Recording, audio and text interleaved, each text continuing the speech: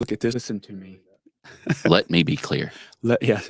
What we have here. Welcome to This Week in Real Estate with Jonathan Harmon. Listen in as him and other members of the J. Harmon Home Team speak about all things real estate with local experts here in the Middle Tennessee area. Be sure to check out jharmonhometeam.com for more information and how to get in touch with our amazing team. Welcome to the show. All right. Hello. Happy Monday, everybody. It's Jonathan Harmon, the J. Harmon Home Team, powered by Keller Williams. And we are here for This Week in Real Estate. We've got Mr. Michael Shirley. Hello, sir. Hello, sir. How are you? you? Hello, listeners. So he is an animated, interesting human being. And I cannot wait to My talk. mom says I'm special. You're quite special. Yes, sir.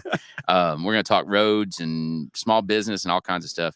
Before we do that, though, before I forget, we do want to thank our friend Bryan Nale with Primis Mortgage and all the things that he does here in our community and specifically here on the Spread the Positive Network. Bryan, thank you for helping bring light to what's going right.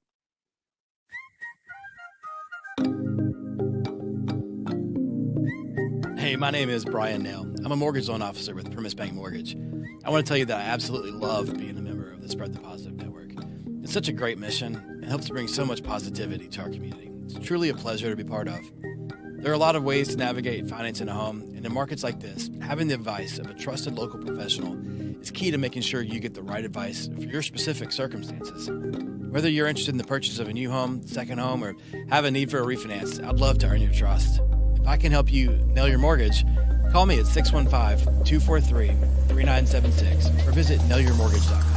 Primis Mortgage is a subsidiary of Primis Bank, a member FDIC, equal housing opportunity. As always, all loans are subject to approval. Primis Mortgage, NMLS number 1894879. Where was that? I thought that was. Well, he said, "Oh, fucking nail your mortgage." Nail your mortgage. Okay, Yeah. But hearing Bryan, hearing Rachel, hearing that jazzy, uplifting. Yeah. It's what everybody needs on a Monday. It really is, isn't it? Yeah. We should do this much earlier in the No, we shouldn't. Never mind. You could come to the road. We had a road board meeting this morning at 7 a.m. Yeah. You could have been there. I could have, but I'm glad I wasn't. Yeah. Yeah. So, Mr. Michael Shirley, and I've gotten to know Michael, actually probably started, we've met a couple times, but then really got to know each other last year. A year ago. Yeah. Right. Almost to the day, right?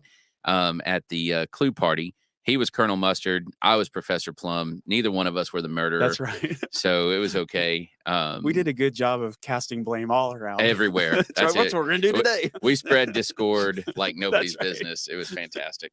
But Missy just sent me the information for the current Professor Plum, because us Plums got to stick together. Mm-hmm. The men in purple. What can I say? And so anyway, if you feel so inclined, check out my Facebook and donate to Professor Plum. It's a good cause this year. That was a good cause last year, but it's a good cause this year as well. The Murfreesboro Kiwanis Club does all kinds of good things right here. It's a great event. If listeners aren't familiar with it, it's at the Oakland's Mansion. Mm-hmm. It's a live Clue event. So it's a basically dinner theater, interactive, immersive dinner theater. Mm-hmm. It was a lot of fun. I had a really good time last year. It was a lot of fun. And you had some serious facial hair going on. I had trimmed it I grew it out and trimmed it I had the mutton chop sideburns and over into a big mustache. It was good. It was epic. Had my safari hat that I'd got offline. Yeah. You're looking good. I had a pipe that had no tobacco in it because I don't smoke. Can't smoke in the Oakland's Mansion. Yeah, that's right. But anyway, it was super fun. So anyway, support that endeavor. It's coming up here real soon. And like I said, they're trying to raise money for the Kiwanis Club that does a ton of good right here in our community. So good cause. Speaking of good causes, Rutherford County has a lot of roads, has a lot of people that drive on those roads. Mm-hmm. And there's a tremendous amount of misunderstanding about the upkeep and planning and maintenance of those roads. And from what I understand, and I'm going to tell you what I think, and you tell me if I'm wrong. Okay. There's basically 3 different types of roads here in, or probably 4 here in Rutherford County, right? So you've got the city level, right? So this is your neighborhood streets, municipalities. And things like that. Yep. And this could be whether it's Murfreesboro, Smyrna, Laverne, whatever, right? Eagleville. And then you've got county roads, which are maintained and planned by the road board that we were just discussing. You've got state highways, which would be something like Broad Street, Highway 96, in all of its various names and iterations. Right. And then, of course, we've got a federal highway with I-24. Correct. And 840 is still a state highway. Is that correct? Nope, it's federal as well. But those are administered by TDOT. So both of those, they kind of fall under state guidelines, regulations, and oversight. And so what we run into, and I've had this conversation with Mayor McFarland and some other folks as well, is, people are like, oh, when are you going to fix the whatever on whatever? Right. And he's like, man, that's a state highway. Right. You got to go way above my head. That's right. In order to get funding and even planning for that. So we can gripe about it, but there's really, truly not much that Murfreesboro can do. They have to maintain a good working relationship, or they might find that the roads take even longer to get fixed. Yes. So it's building good relationships and working relationships and helping to decide what's the most pressing matters in the area to get fixed. Right. Yep. Right. Prioritizing. Right. Yeah, but those are out of those in a lot of ways are completely out of our hands. Sure. Yep. Now, Rutherford County does tend to get things done pretty well. Very well. Because, the state is aware of the economic impact that is, provided here, and roads obviously being a huge piece of that. And what I think is interesting is that a lot of folks, they never really think about how, right? Like they just are like, oh, there's roads because there's always been roads as far as they're concerned. And, there's just roads. And it's really not that simple at all. No. It is way more complicated than that. And I know you and I talked a little bit about what the county road board is, and how you found yourself on it, which is an interesting story. Because news flash, I have never built a road before. Yeah, right. Yeah, so right. why am I on the road board? Yeah, we can talk about that. So let's start with that. So tell us, you were talking about how it's kind of the forgotten board.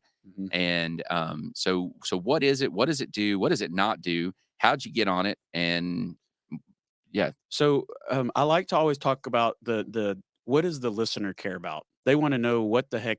If I have a problem on my road, who do I call? And you've already alluded to it. It may not be a simple answer. There may be different people that we have to go through.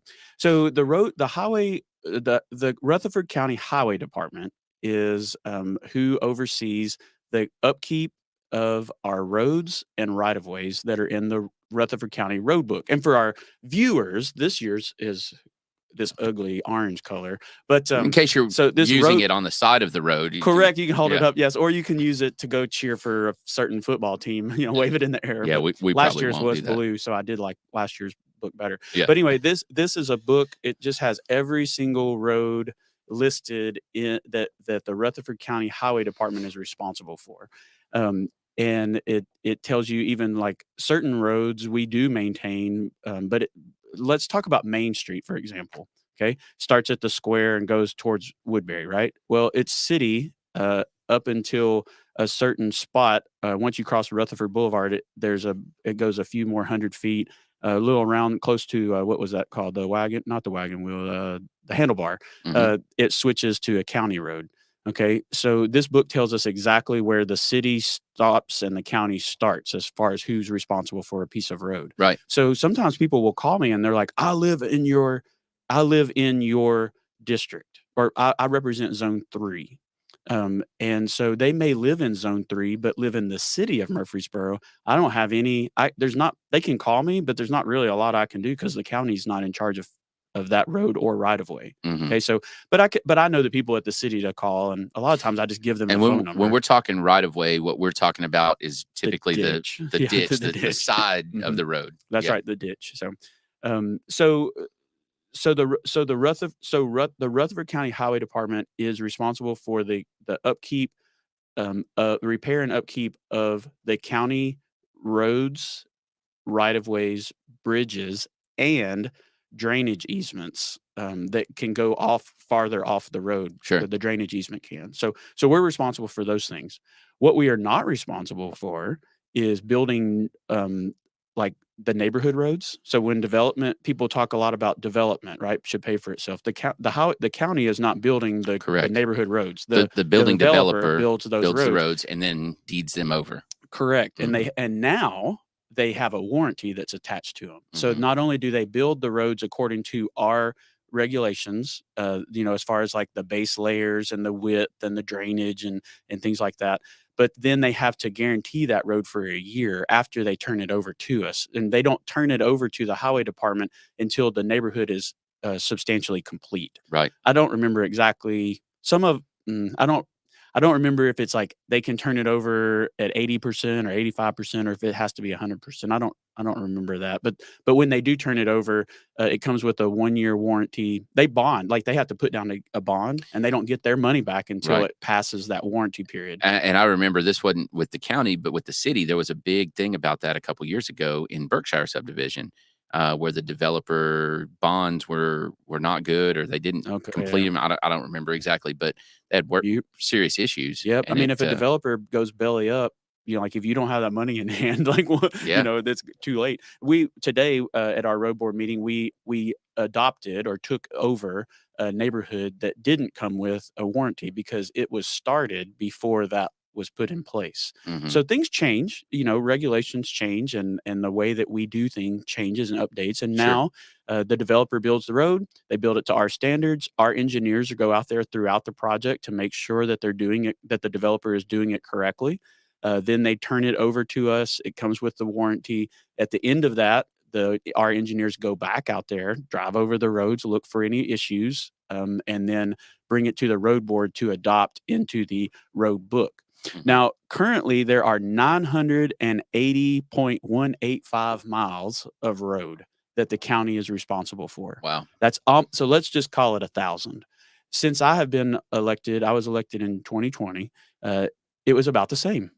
So new roads are being developed. The new neighborhoods are coming into the book, but also roads are going out. So the city of Murfreesboro will annex neighborhoods or roads and rights of way, and that takes it off of our books. So every year that I've been on the board, roads are leaving the county road book and going to a city municipality, Mhm. and new roads are coming in, into the road book. And we've stayed around that 980, 990 miles of road. Is there an obligation when that happens for the county to bring a road up to a certain spec in order for the city to adopt it? No. But we will sometimes be we will not add roads to our book that aren't to standard, right? So if this is happening, this is no longer, we're not doing these anymore in the county where we do those flag properties, where Mhm. it's like a big farm is being divided and got they've got a chunk this, here and then it goes. yeah, it's like they look like flags. So it's like they have access. So each property might have a really long driveway, right? Or they'll share a long driveway, and then those people that are responsible for a shared driveway decide, well, why don't we just give this road to the county and let them take care of it? Well, if it wasn't built to standards, we're not taking it over, right? So developers do have a certain standard that they have to meet in order for us to take that road over. And otherwise, they just do a maintenance agreement in the people that share that driveway, essentially a tiny HOA. correct, and then they're responsible for the gravel or asphalt and ditches. And we won't go on. We are not allowed to leave our road book roads and go off of them to fix people's driveways and Mhm. stuff like that. We don't do that. Mhm. Now, sometimes we will leave the county rights of way and things to fix drainage issues, but we have to get special easements and things like that to do that. We're Sure. not allowed to spend money off of outside of this road book. Yeah, well, that So, makes sense. It makes perfect sense, right? Right. So typically, when the city of Murfreesboro comes to the county highway department, the road board, they will be asking for. They don't have to, I guess, but they try to keep a good relationship, right? Like, hey, we're thinking this owner has requested for annexation, and in order for us to get to that property, we're going to need to annex the road. Well, you're not going to see a lot of pushback from the highway department when the city's wanting to take over the maintenance of roads, right? Right. Because otherwise, like think about be, because the law was changed that you can't do forced annexation, right? Now you're getting property owners that aren't connected to the city that are requesting to be annexed. Well, the only way the city can annex that is if they touch that property. Yeah, they can't have an island. Correct. They Mhm. can't have an island. So if there are landowners in between where the development is wanting to go and where the city is, the only way to bridge that gap is usually the road. And so they'll come to us and request for annexation. They have different standards for some of their neighborhood roads and streets. And so, think about, let's just say, just for an example's sake, that there's a 500-acre farm that is wanting to be annexed by the city. We know that they're gonna put a large number of homes on there, right? Well, if that's gonna increase the traffic on the county roads, so why not give it to the city to let them take over the maintenance for Sure. the traffic that's being generated by the residents of Murfreesboro City? Right. So it's I think, in my opinion, this is just my opinion, that's good policy. Like, Yeah, I was curious. Do you get territorial about that with the city at all? I have not seen any territorial battles. Yeah. I think what I have, what is the name of that road? I'll think of it in a minute. It's going out Las Casas. It's the road Emory. That's a county road, right? And so from 96 to Osborne Lane, that's a county road. If it's not 95%, it's got to be really close to 95% of the traffic that travels on that little stretch of county road is Murfreesboro City residents, right? Right. It's a lot of traffic. I think that the city should take over that piece of road, and they won't do it unless there's a property owner that's being requested to annex it, being annexed into the city. So they're not excited. They're not like chomping at the bit to take over more responsibility for roads. But sometimes I'm trying to think. I think you should, because the only reason that road's in such bad repair is because of the many thousands of car trips that are taking over or that are transpiring over that piece of road that wouldn't have happened except for the city of Murfreesboro has Right. built a big, huge neighborhood there. Right. So Gotcha. now we experienced that same issue out in the county with roads that were not originally built for large numbers of cars when a piece of property, a farm or a large piece of property is developed. So go ahead. And that's oftentimes the issue, right? Is, Farmer Johnson sells, like you said, his 500 acres, Mhm. and it's 2 miles out, Right. and it gets developed. They have enough soil to do a step system. Mhm. So you're out in the county. Yep. Consolidated's going to take over the step system, and so it can be its own little independent little community out there. Except that all that goes out there is, Bubba Road or whatever the crap it's called. Yeah. That was a cow path that somebody threw a little bit of bagged asphalt over. So And that's it. People call me. So this is funny. Let's take a history of roads. Okay. So you mentioned, you kind of alluded to this at the very beginning of our show today.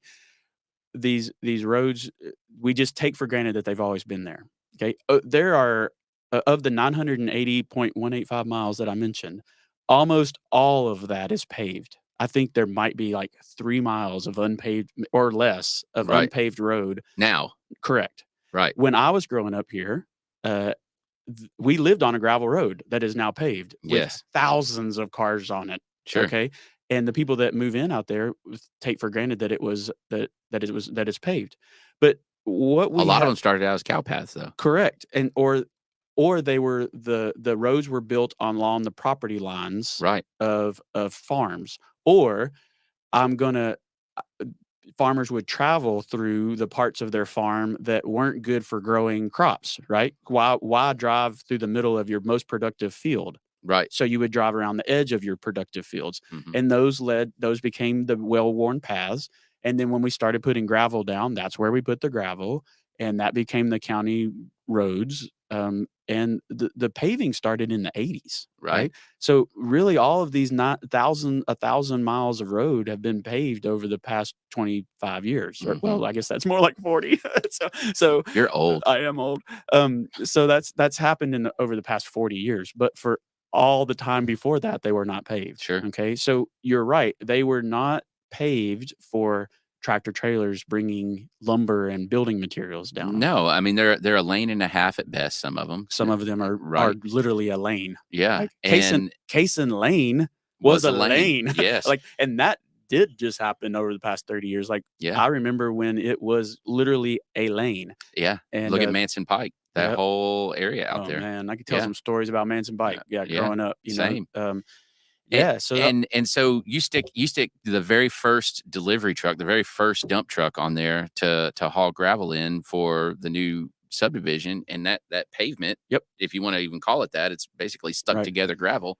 It starts doing this number. Yep. Starts waving. We get the dips and the potholes developing, and it's because we're putting big trucks and lots of traffic on roads that weren't originally built for that. Now, over time, they have been brought up. All of our roads are to standard. Like the county road book is, all of our roads can handle that amount of weight. I'm gonna disagree with you. I'll show you some. No, and if you have them, you should call us. And we'll talk a little bit about make a note here somewhere, Trent, to make sure we talk about what do people do when they have a problem. But you call us, they fix it. They'll come out there and look at it. But yes, there's still some dinky little roads out there that are not made for tractor trailers. Correct. 100%. Or dump trucks. Oh, yeah. Or and certainly not more than one at a time. Yes. Right. So there are lots of roads that are not very wide, that aren't 18 feet wide. Yes. Right. So it is troublesome when you have a big development being put together, and I think you will find that the opinion of my opinion, I'm not here to tell farmers what they can do with their land. Sure. Okay. So, if they decide that that's what their family wants to do, that's what they can do. And the roads that are built inside that new neighborhood are to standard. But the roads that connect that brand new neighborhood with roads that are very good to the state route, like let's just say out where I live, in the Buchanan area, we got to get from the farm to Bradeville Pike or Manchester Pike, right? Those roads are still not well improved county roads. Yeah. And they're not no shoulders. Shoulders. And when we say no shoulders, we mean a drop off into a drainage ditch. A steep, large. Correct. Like fit a whole car. I have seen the Papa John's pizza delivery on Cedar Grove Road when they are looking at their next delivery and take their eyes off. That road is curvy and it goes straight down. Yeah. I have seen multiple cars either in the ditch on their sides or stuck, where two wheels are on the road and two wheels are hanging on the ditch and they're stuck on the road. It'll eat a Honda Civic. It will, 100%. And our young drivers or inexperienced drivers are driving too fast. They go off, they overcorrect, and that causes a flip, man. I mean, they'll roll their cars over and die, and that's tragic. And the only way to fix those, it takes a lot of work to fix those types of issues because you're filling in ditches and moving them. And then there may be CUD or Middle Tennessee Electric that you have to deal with. And so one thing I would tell people is slow down, be careful. But it is a challenge. Who pays for that? Well, and you mentioned it. So when you look at something and you go, well, there's, here's the white line and you've got, a foot 2 inches of pavement or less. Yeah, right. And it's like, okay, well, can't they just add a shoulder? No, because immediately below that is a water line. Right. And right next to that is, the electric line. And or a pole is right there or whatever. And also people say, many people will say that they want the roads improved until we come along and say, we need you to sell us or give us 10 feet of road, 10 feet of your yard. Property. Well, I don't do that. I want to get paid. Yeah. Well, we don't have the money to do that. Right. Because what if we have A, B, and C property owners and A and C agree, but B that's right in between them says, no, you not can't doing take it. a road and do you this. can't. Yep. So either everybody's on board or it doesn't get done. Right. And the highway department, I will say Greg Brooks is our road superintendent. He does a fantastic job. He is very smart. He has lots of years of experience and knows how to get these roads taken care of and bridges upkept and motivating a team of many employees. He does a fantastic job. There's no extra money Like we can't go and spend thousands of dollars to buy rights of way for a stretch of road to widen it by 2 feet. Right. Because if people will drive slow, they can stay on the road. Well, but also, it just you've got to figure out, okay, do we widen this road or do we fix that bridge over there that's getting put on the TDOT's watch list? That's crumbling. Correct. Yeah. Well, and widening a road by 2 feet doesn't mean acquiring 2 feet, because you've got to you stretch it out, and if you've got a ditch there, from this space to this space, linear, we can accommodate the water flow with this type of a ditch. Yeah, right. Well, then all of a sudden the topography changes because you come down a hill. Yeah. And now instead of needing this wide, we need this wide. Correct. Because we're not downhill anymore. We're flat. Mm-hmm. And so you get into all kinds of engineering. 2 feet wider road does not mean a 2 feet wider easement. It usually means like 10 or 15. Mm-hmm. And how many of us want to give up 15 feet of our front yard? I mean, let's be honest. I would be... I live on a turn.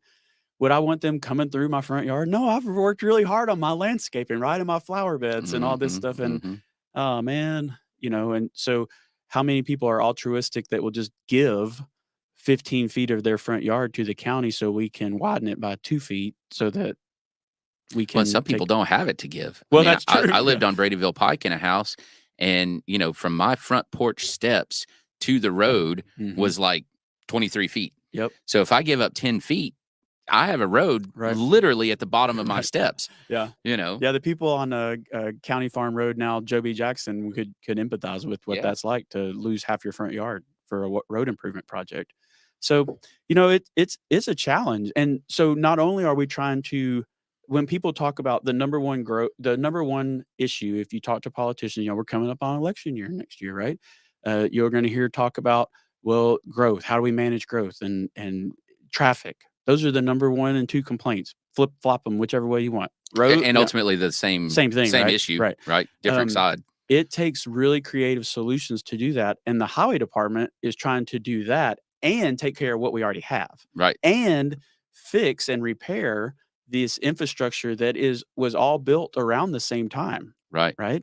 So the 50s, 60s, 70s, when we're putting in these bridges and taking away, we have slabs over like County Farm Road near the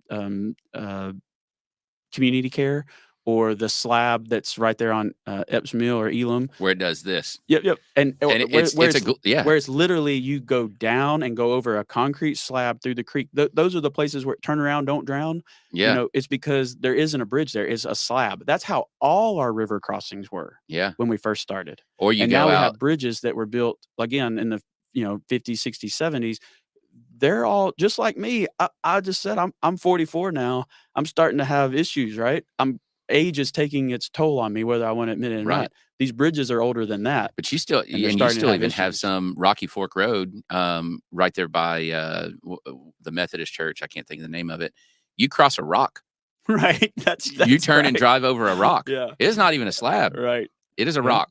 Yep. And so, a bridge is that's millions of dollars for a small bridge. Yeah. Right. Yeah. A modern up to standard. And you have to think about flooding and, with the development comes more water runoff and things like that. We have to account for all that. So bridges have to be higher, wider, stronger. That's more expensive. And we're think about Plainview project, Plainview school area was built, and now we're putting buses out there where buses weren't going as much, and all the extra cars. And we're trying to take turns out, 90-degree turns for buses. It's impossible for them to make a turn without leaving their lane of travel. Right. But they're not allowed to leave the lane of travel, but they have to, and you've got 80 kids on the bus. Like we need to make road improvements so that our kids can be safe getting to school and that our people can be safe getting to work. So the highway department isn't like, we don't have an official opinion about growth, right?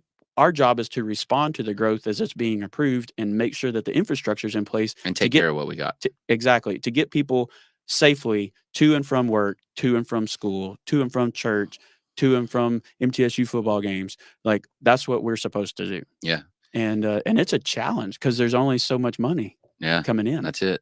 and you you're going to have maintenance, right? And you look at every ice storm. I'm sure you guys sit there and go, the where they're making budget changes because of overtime. Yeah, absolutely. Yeah. There's money set aside for making sure that when the snow comes, the salt trucks hit the road. Yeah. And our county does such a good job. They do, of even responding. for the most rural roads. Yep. But even after that, that's only the tip of the iceberg, right? So to speak, is okay, we got all the ice and snow. Holy cow. Did you see the pothole that formed on this one? Yeah. And it's only going to get worse, Correct. And here's another. This is just an example of how things change quickly. Are you familiar with ash trees? Yes. The emerald ash borer has decimated Rutherford County ash trees. Well, if you drive around the county, you will see all these beautiful trees. In the middle of spring and summer. Now we're going into fall, so things are losing their leaves anyway. But there's all these big, huge 50, 60-foot dead trees, right, that are hanging over the road. Well, the emerald ash borer has killed those trees. Well, now they're just dying. They're sitting up there. And they're enormous. So and they're the just first waiting. Ice storm? Yep.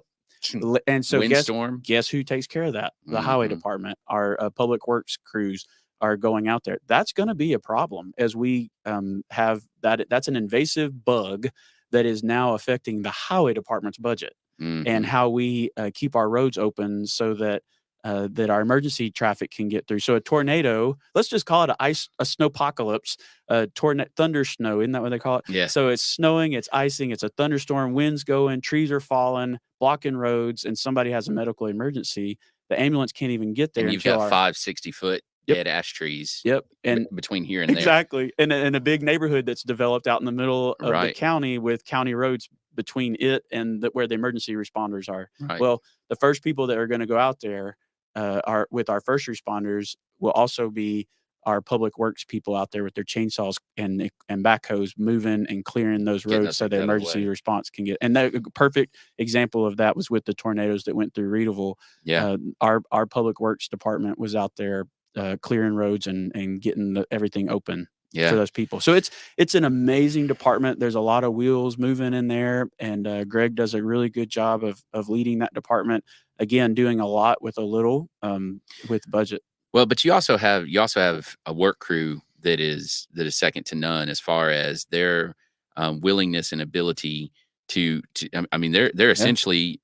Sometimes they are emergency workers. Yep. I mean, 100%. Quite honestly, and they're going into situations where they're running a chainsaw to clear that 60-foot ash tree. Right. And by the way, there's a live electrical wire down. Right. And by the way, you're standing in moving water. Correct. And when they're working, they are hard workers and they do a really good job. There's Greg, to his credit, and before him, Mike Williams, that there's a lot of people that work out there that have been there a long time, so their tenure is very good. But payroll's going up all across the country, right?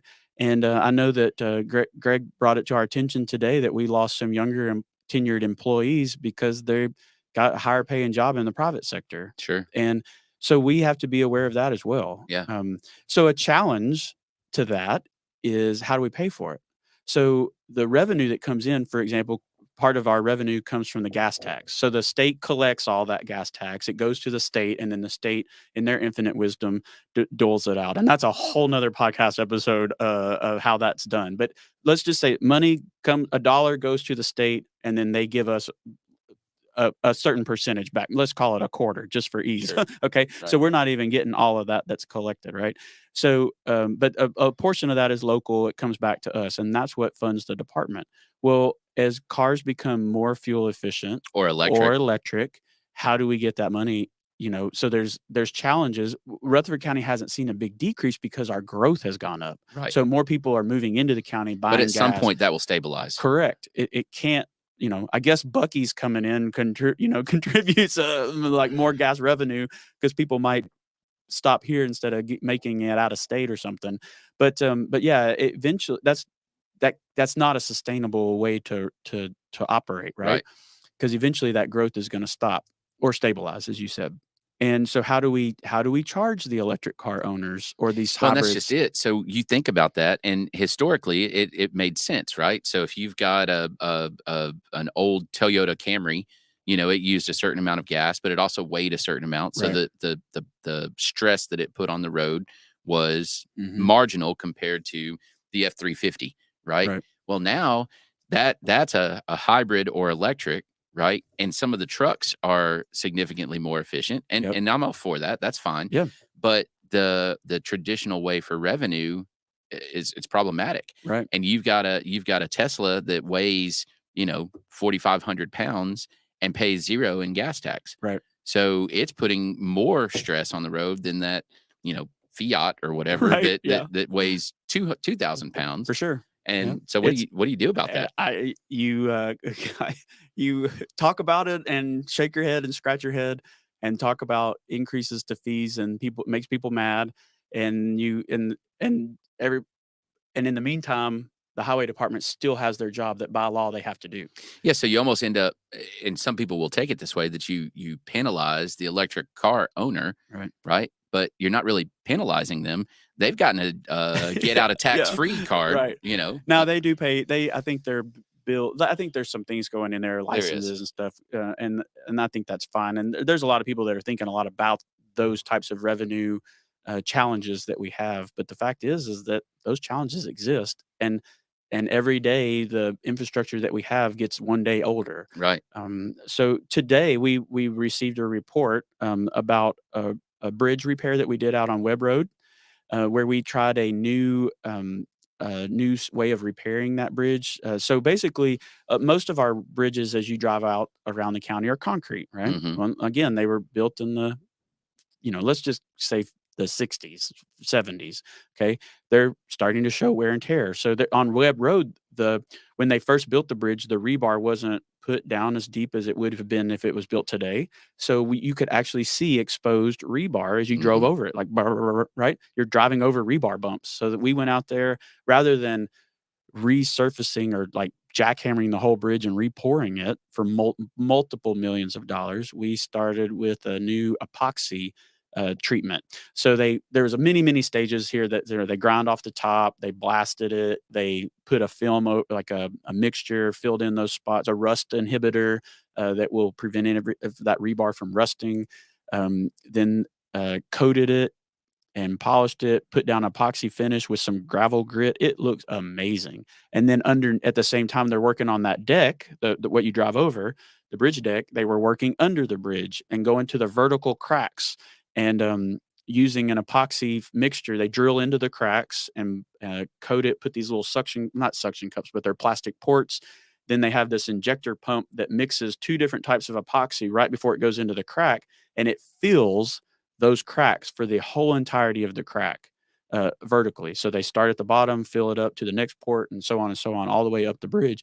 And the bridge looks amazing. And so now TDOT's coming back out. Now TDOT is using this same technology in some of their other projects, but we'll see if it meets their approval. But hopefully that project, that epoxy treatment of the bridge, was about, let's just call it $65,000, as compared to many millions of dollars to replace the bridge. Mhm. So if that works, Well, not just many millions of dollars, but and you the shut bridge the is road out. down. Yeah, for sure. So you have to find alternate routes and things, and this was able to be done in a much shorter period of time, like months. Okay, in different stages. So if this works, I actually used this same technology with epoxy when I was teaching at Riverdale High School in our ag engineering program. We fixed a concrete fish tank, filled those, and that technology was introduced to us from concrete industry right here at MTSU. So That's they're right. working on developing this technology. So hopefully this will work, and it meets TDOT's approval, and we've actually made the bridge stronger than it was, and we definitely made it stronger than it was, and hope we 100% have increased the life of that particular bridge as it stands now. Sure. And we're able to do that for less than $100,000 versus more than $1 million. So if we can find ways like that, Stretch your budget further. absolutely. So we can repair many bridges for the price of replacing one. Yeah. Because we're replacing two bridges with TDOT's help. Actually, TDOT is replacing them out on Mona Road and I forgot. There's another one I forgot. But those bridges are like, one of them 60 feet up in the air over the river, and TDOT is replacing that whole project. And that was, again, because Greg went to them with a proposal of, like, we need to keep this bridge from the weight limits had even been decreased on those bridges because they were in poor shape, and TDOT's coming in and just replacing them. Yeah, because that's not a solution either, right? No. To make them less usable. No, because you decrease the weight limit. People don't read those signs. I mean, Or they CDL, or they don't know. Do you know how much your truck weighs? Exactly. I don't know how much my truck weighs. Exactly. And what if I'm pulling my tractor? I ought to know that, right? Right. And so I calculated it once to make sure that everything was right. But yeah, people aren't looking at those signs and a construction. Think about an 18-wheeler that comes up to that bridge and goes, "Oh no, I can't go across it." Well, now what? Yeah. so well, then they go, okay, weight limit's 50,000. I've got 60,000. They underrate these things anyways. Right. Yeah. And then they stress out the bridge more, or they have a catastrophic They make it this failure. time. They make it the next time. Yep. But that third time, they ain't gonna make it. Right. And then we have a catastrophic failure. So we're trying to prevent those types of things. And like you said, there's a lot to it. I didn't know about any of this. I think one of your original questions was, how did I get on the road board? Well, I'll be honest. Like, I thought that I knew that my county commissioner in District 6 was probably getting close to the end of his term, like not going to run anymore. And I thought that I might want to be county commissioner. And I thought, well, I don't know. I've never even run a campaign, not since like running for homecoming king at MTSU. Right. So I should probably run a campaign. Let's see what's out there. And the road board was the only thing that I could, or besides school board, but I was teaching at the time. So it's like, that's not going to work. And so I found out about the road board. I knew my road board commissioner, that he did a great job, but he had found out that he wasn't going to run for reelection. He had actually contacted me. And so I was like, well, let's do this. I'm going to try it. I'm going to see what it's like to run a campaign, go out and fundraise and do things like that. What the road board member does, we go to meetings once a month. We vote on, the budget recommendations from the highway superintendent, and we vote on contracts. We award contracts for like things like asphalt or culverts. Like, I learned more about culverts and oil and lube and things like that. So we open those bids and approve those bids, and that's really where. And we take calls complaints. from complaints. Let's just call it what it is. Call it what it is. Nobody ever calls you and is like, "Hey, man, thanks. What an awesome job on that bridge." Yeah. That does not happen.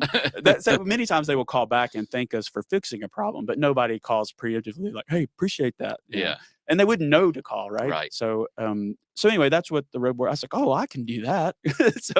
I mean, as a small business owner, I know about approving contracts and reviewing budgets and things. So I felt like I was qualified to fill this seat. Would I be qualified for the highway superintendent? Absolutely not. Not even remotely. Yeah. Right. So the road board relies on Greg, our highway superintendent. We rely on his expertise. When he says this is the dump truck that we need, then we look at, and these are the bids I got.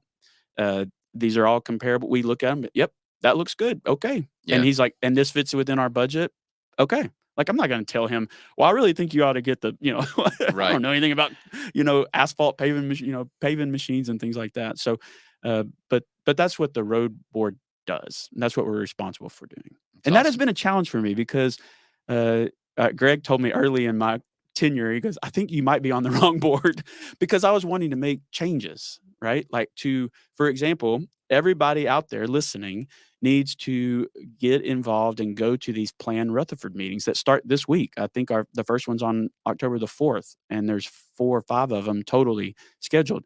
Go to those meetings and give your feedback about what does responsible growth for Rutherford County look like? What does land use in Rutherford County look like? Should we be using these step systems all around the county? Go to the planned Rutherford meetings and give your feedback. I was wanting, the number one complaint we get is about potholes. And the number 2 complaint is about people speeding. Well, nothing in the road board, for my responsibilities, has anything to do with traffic enforcement, right? Right. But when it comes to helping people, like, what are some creative solutions? So I found the city of Murfreesboro has a traffic calming devices, speed bumps, right? So I brought that, and I was firmly defeated, right? Like, that's not what we need to do. We don't need to spend $50,000 to build a speed hump in a neighborhood. We need to spend $50,000 fixing this bridge.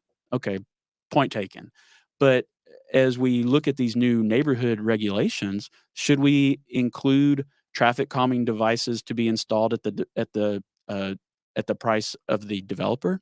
I think so. And traffic calming devices are not just speed bumps. They are things like divided medians or curves in the road, yeah. or actually more narrow neighborhood roads actually slows traffic. If you go out to Buchanan Estates and people will be like, he's just talking about Christianity. That's my area, right? If you go out to Buchanan Estates, long, straight, wide roads. Yeah, really wide. Yeah, you can drag race down. You can, there. And people do. Yes. And so people call me complaining about teenagers drag racing, or I say teenagers. They might not have been teenagers.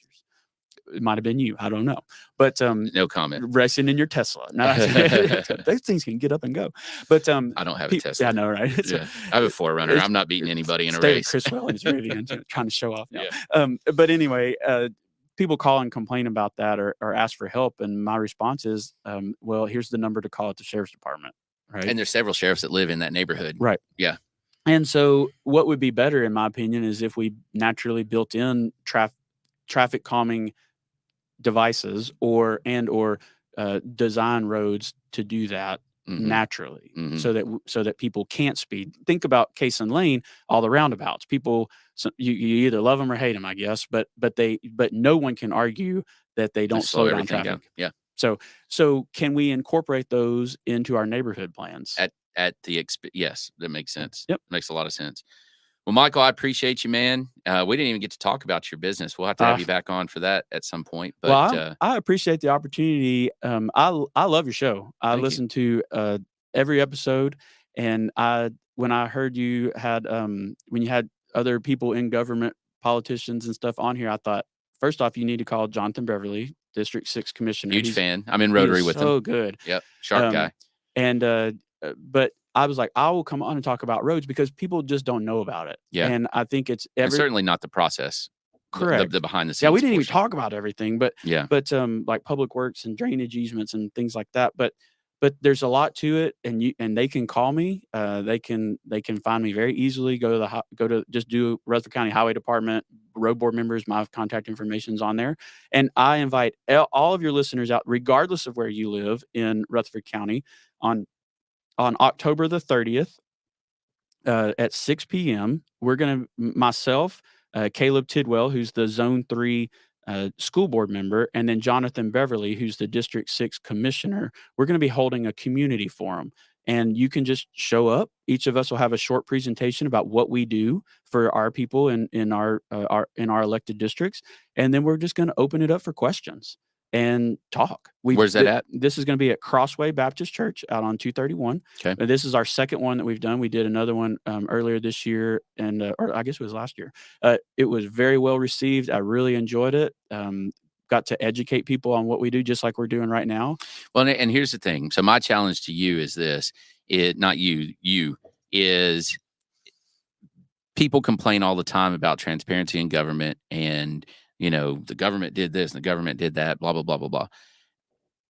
The most impact is had at the local level. 100%. Right. So if you want to hold your local elected officials accountable, let them also communicate back with you. Correct. Right. I want accountability out of my county commission. Okay. Well, then did you show up when that commissioner made themselves not just available, but opened the books? Yep. Right. And said, here's what's going on. Ask me anything. Oh, I love Did you do that? Did you show up? If you didn't, shut up. Jonathan was very well prepared last year when we did our forum because he knew, he got elected and then boom, we have a budget crisis. Yes. Right. And he knew that there wasn't enough money to pay the bills. Right. So he did a very good job of explaining how the tax dollars are used and what they're used. And any of us are open to tell me what you think we should cut, Jonathan, and we'll do it. Yeah. If it can be cut to be more efficient, we'll do it. Or how about this? You talk about government waste. Did you see something that I didn't? Yeah. Because if you did, tell me. Because I don't know of any departments that I've been involved with that are wasting money. Now there may be some out there, but probably is. It probably is. I mean, you can't help, right? there's always a little bit of waste. Yeah. Okay. Do you waste money in your personal budget? I think I might have. I am certain that I do. think I might have stopped and got a drink on the way in, like sorry, not at Cedar Glade Bruce, but at the gas station. I got a Polar Pop, right? So, anyway, all of the elected officials are open to your feedback. So, and there's no secrets. All of our meetings, the highway department meetings aren't, but every other elected body is live streamed and then archived on YouTube. You can watch them all. I listen to all of the meetings in my car or while I'm mowing the grass or bush hogging on my farm. You're really bored. I'm a nerd, and I listen to your podcast and a couple of other on Spread the Positive. It just gets worse. I know. That's what I like to do to stay informed, and it's easy for people to do that. And your elected officials from Zone 3 and District 6, we're trying to make ourselves available. And if you have any concerns, come to the community forum. It's again 6 p.m. on October the 30th. It's at Crossway Baptist Church. You'll have myself from the road board, your county elected commissioner, and your school board member will all be there to talk. More growth is coming, more responsibilities, more bridge repairs, more schools, more county services. We got to pay for them. So you want to come help us come up with creative solutions to do that? Come to those community forums. And if you want to have an impact on what Rutherford County is going to look like moving forward, attend the planned Rutherford meetings. That's it. Show up. Yep. Love it. Man, I appreciate you. Thanks for all that you're doing. Thanks for the opportunity. Trent, thank you for helping spread the positive back there. Looking dapper in those blue blockers. Yeah, looking good. Yeah. And anyway, if you've got a story to tell, let us know. We'd love to have you on Spread the Positive Network on one of the appropriate shows for